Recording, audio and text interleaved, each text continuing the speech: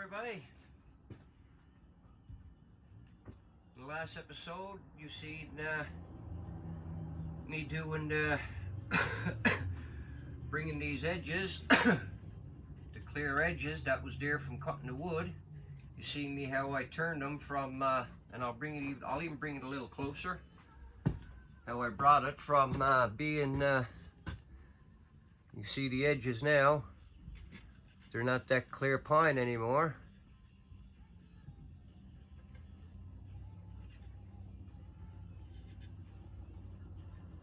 Got that gray look that we were after. To give it, to copy that age look.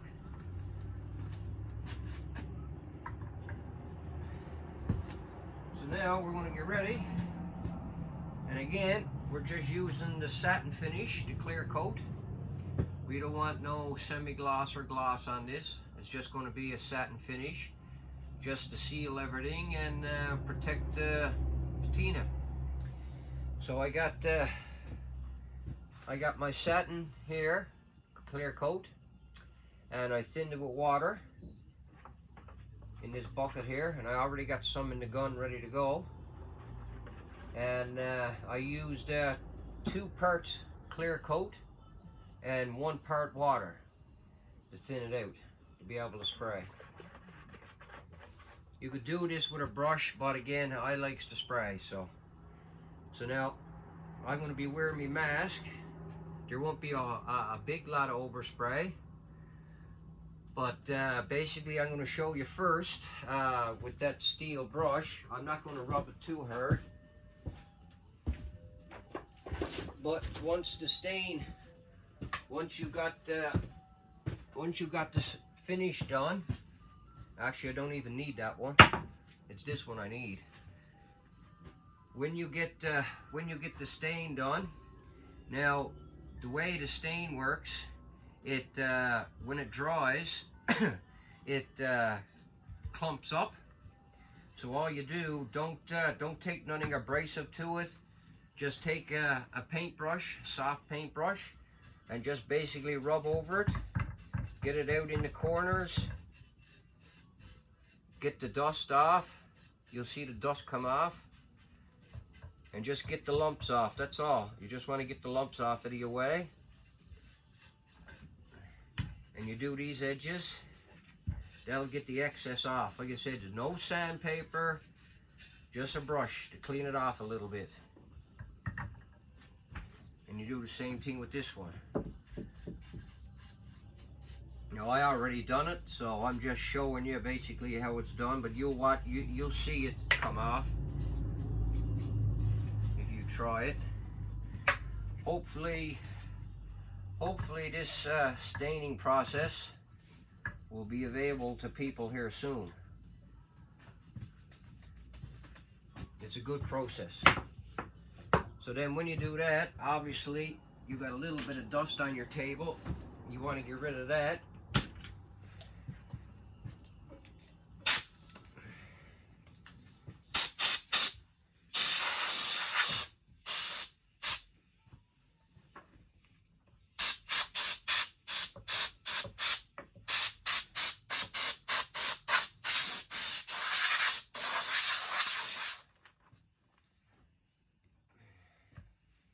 Get rid of that little bit of dust so it's not blowing up in your clear coat.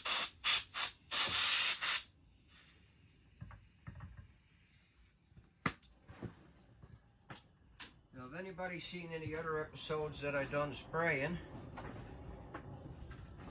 but this gun here is an automotive touch-up gun. It's a HVLP, which means high volume, low pressure, which means the gun is working on low pressure. You don't need a whole lot of air. I'm running a big tank. I got a water separator and all separator and everything on it. It's out in the other building. That's why you don't hear a compressor cut in when I'm using the air hose. I got a regulator in here. I usually have that regulator set on about 100, depending on what I'm using in here. Sometimes I might lower it, depending on the guns I'm using. Now this one here got its own regulator on it, and right now it's showing 40, but that's okay. That's a standing pressure. But once I pull the trigger and start spraying, I'm working with a 30 psi, sometimes 25, and this is here how you dial it in. Now that's standing pressure. That's why when you're going to spray, you've got to keep it away from your work first, hit the trigger and sweep, and lay your material down on a 45-degree angle. And try not to keep your gun into one spot at any time, because you'll get an over buildup. And you don't want to get this first initial boost on your material, because you'll get a buildup of clear coat or paint or whatever you're using. And now I got another, it's another small ear regulator here that's built into the gun that can either lower the pressure or rise the pressure another little bit, depending on what you want. It won't exceed over the 30 psi that you set the gun on. So if you're already set the regulator at 30, well then you can bring the pressure down with this one. This one here gives me volume of liquid that I want coming out through the gun. And then this one here gives me my fan pattern. If I want a straight or a fan, this is the one I turn here. So I got it all set up, ready to go.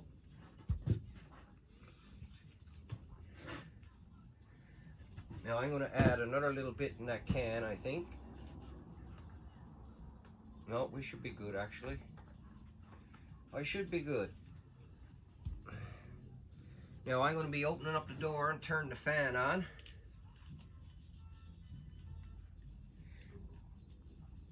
And then I'm going to start spraying.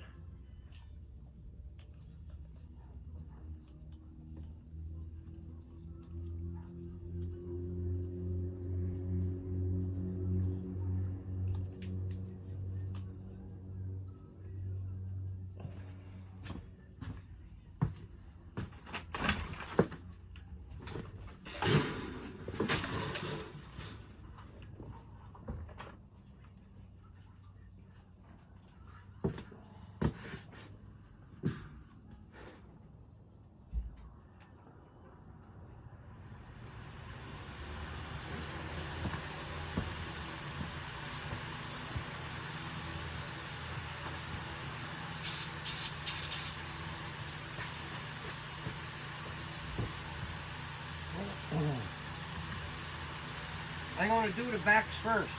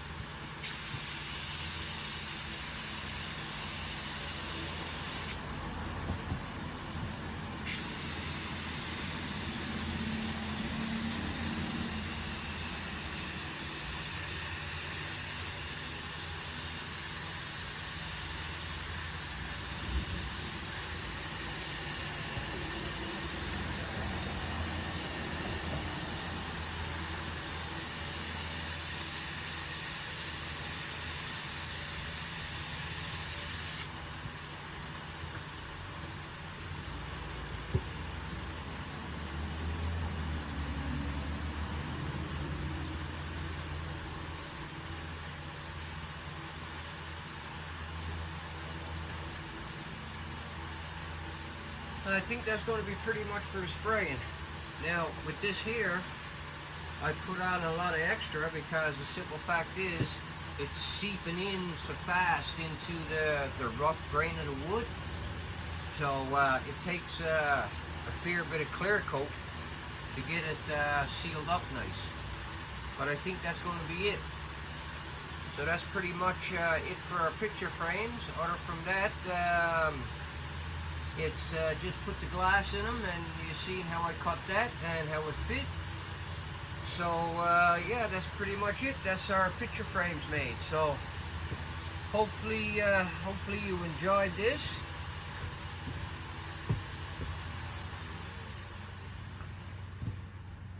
Hopefully you enjoyed this, and you